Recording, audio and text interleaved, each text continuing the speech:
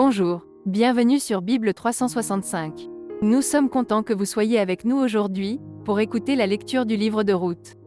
Demain nous commencerons avec le livre 1 Samuel. Si vous êtes nouveau, s'il vous plaît abonnez-vous à la chaîne, aimez et partagez-la pour encourager quelqu'un d'autre à écouter la Bible cette année. Bonne écoute. Livre de Ruth, chapitre 1. Du temps des juges, il y eut une famine dans le pays. Un homme de Bethléem de Juda partit, avec sa femme et ses 2 fils, pour faire un séjour dans le pays de Moab. Le nom de cet homme était Élimélec, celui de sa femme Naomi, et ses 2 fils s'appelaient Machlon et Kiljon. Ils étaient Éphratiens de Bethléem de Juda. Arrivés au pays de Moab, ils y fixèrent leur demeure. Élimélec, mari de Naomi, mourut, et elle resta avec ses 2 fils. Ils prirent des femmes moabites, dont l'une se nommait Orpa, et l'autre Ruth, et ils habitèrent là environ 10 ans. Machlon et Kiljon moururent aussi tous les 2, et Naomi resta privée de ses 2 fils et de son mari. Puis elle se leva, elle et ses belles-filles, afin de quitter le pays de Moab, car elle apprit au pays de Moab que l'Éternel avait visité son peuple et lui avait donné du pain. Elle sortit du lieu qu'elle habitait, accompagnée de ses 2 belles-filles, et elle se mit en route pour retourner dans le pays de Juda. Naomi dit alors à ses 2 belles-filles, « Allez, retournez chacune à la maison de sa mère. Que l'Éternel use de bonté envers vous, comme vous l'avez fait envers ceux qui sont morts et envers moi. Que l'Éternel vous fasse trouver à chacune du repos dans la maison d'un mari. » Et elle les baisa. Elles élevèrent la voix et pleurèrent. Et elles lui dirent, « Non, nous irons avec toi vers ton peuple. » Naomi dit, « Retournez, mes filles, pourquoi viendriez-vous avec moi? Ai-je encore dans mon sein des fils qui puissent devenir vos maris? Retournez, mes filles, allez, je suis trop vieille pour me remarier. Et quand je dirai, j'ai de l'espérance, quand cette nuit même je serais avec un mari et que j'enfanterai des fils, attendriez-vous pour cela qu'ils eussent grandi? Refuseriez-vous pour cela de vous marier? Non, mes filles, car à cause de vous je suis dans une grande affliction de ce que la main de l'Éternel s'est étendue contre moi. » Et elles élevèrent la voix et pleurèrent encore. Orpa baisa sa belle-mère, mais Ruth s'attacha à elle. Naomi dit à Ruth, « Voici, ta belle-sœur est retournée vers son peuple et vers ses dieux. Retourne, comme ta belle-sœur. » Ruth répondit, « Ne me presse pas de te laisser, de retourner loin de toi. Où tu iras, j'irai. Où tu demeureras, je demeurerai. Ton peuple sera mon peuple, et ton Dieu sera mon Dieu.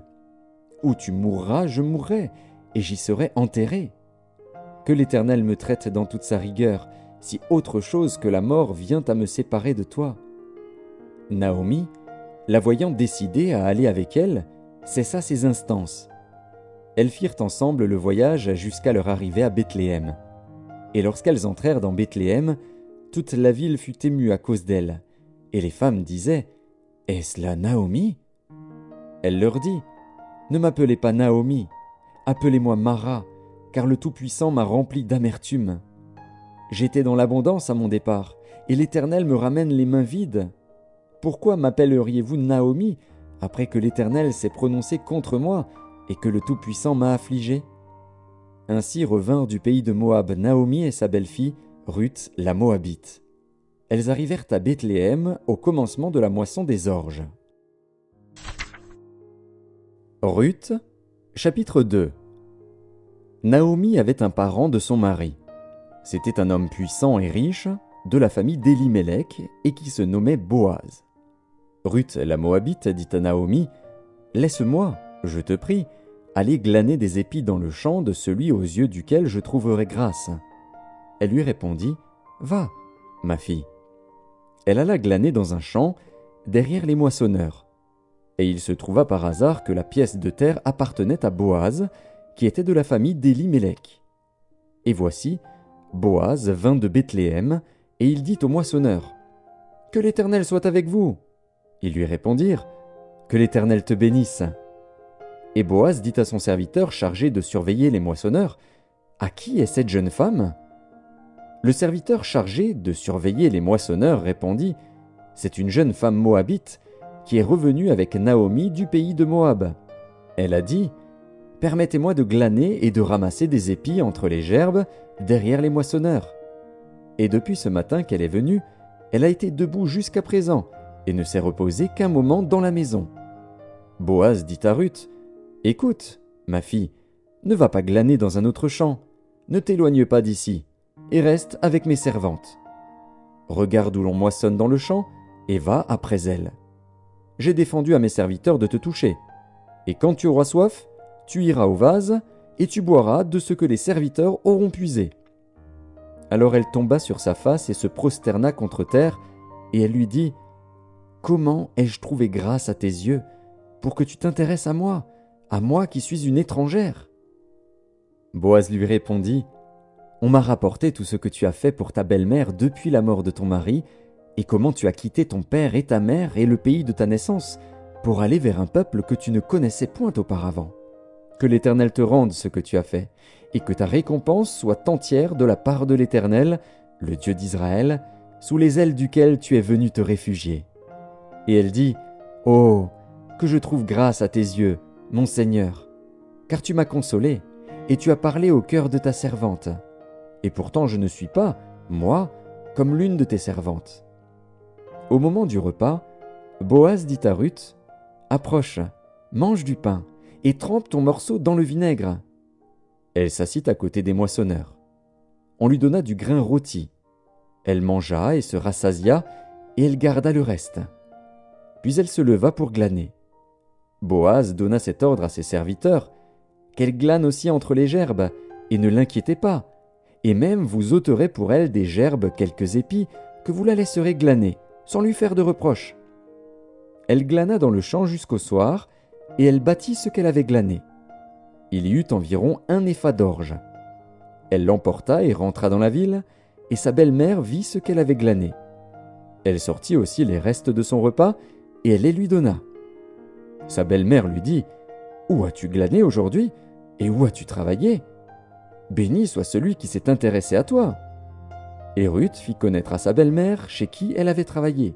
« L'homme chez qui j'ai travaillé aujourd'hui, dit-elle, s'appelle Boaz. » Naomi dit à sa belle-fille « Qu'il soit béni de l'Éternel, qui se montre miséricordieux pour les vivants comme il le fut pour ceux qui sont morts.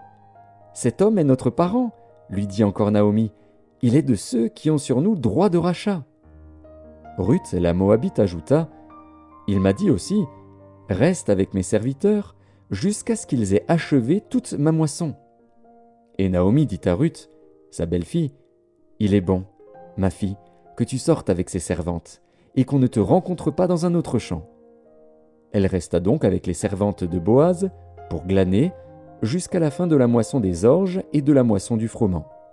Et elle demeurait avec sa belle-mère. Ruth, chapitre 3.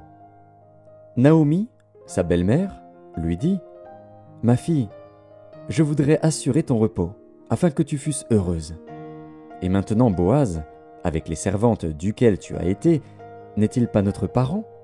Voici, il doit vanner cette nuit les orges qui sont dans l'air.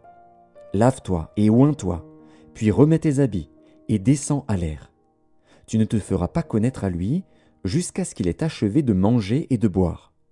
Et quand il ira se coucher, observe le lieu où il se couche. Ensuite va, découvre ses pieds et couche-toi. Il te dira lui-même ce que tu as à faire. » Elle lui répondit « Je ferai tout ce que tu as dit. » Elle descendit à l'air et fit tout ce qu'avait ordonné sa belle-mère. Boaz mangea et but, et son cœur était joyeux. Il alla se coucher à l'extrémité d'un tas de gerbes. Ruth vint alors tout doucement, découvrit ses pieds et se coucha.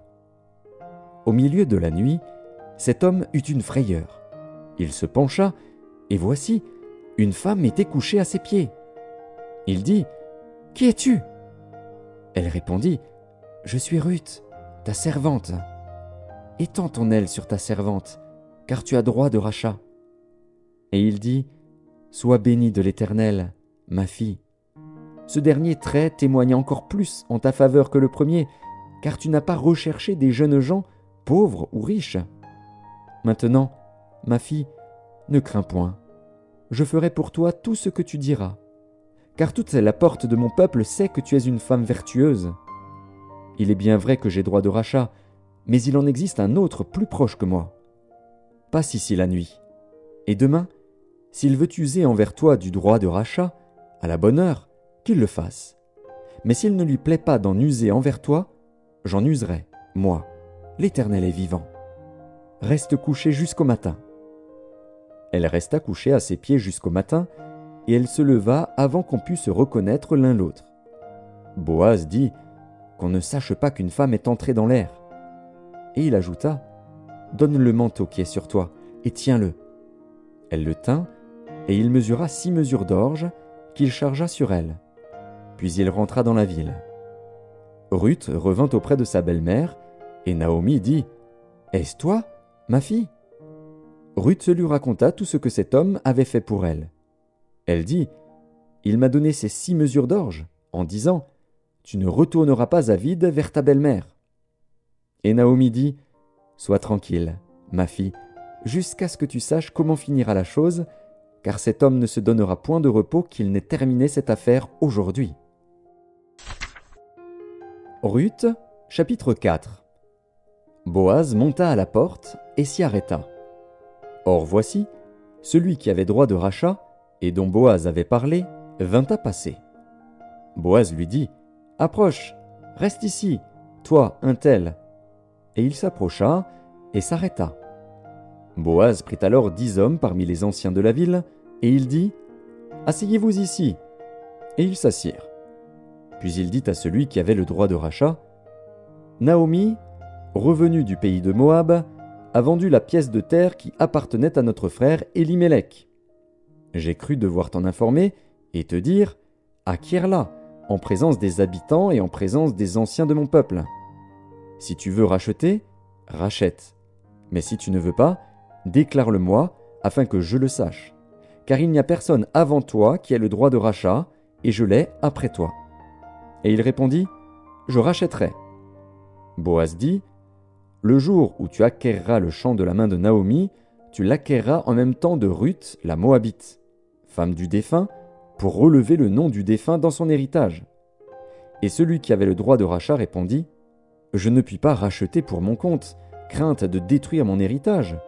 Prends pour toi mon droit de rachat, car je ne puis pas racheter. » Autrefois en Israël, pour valider une affaire quelconque relative à un rachat ou à un échange, l'un ôtait son soulier et le donnait à l'autre.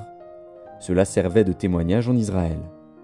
Celui qui avait le droit de rachat dit donc à Boaz, « Acquiers pour ton compte. » Et il ôta son soulier.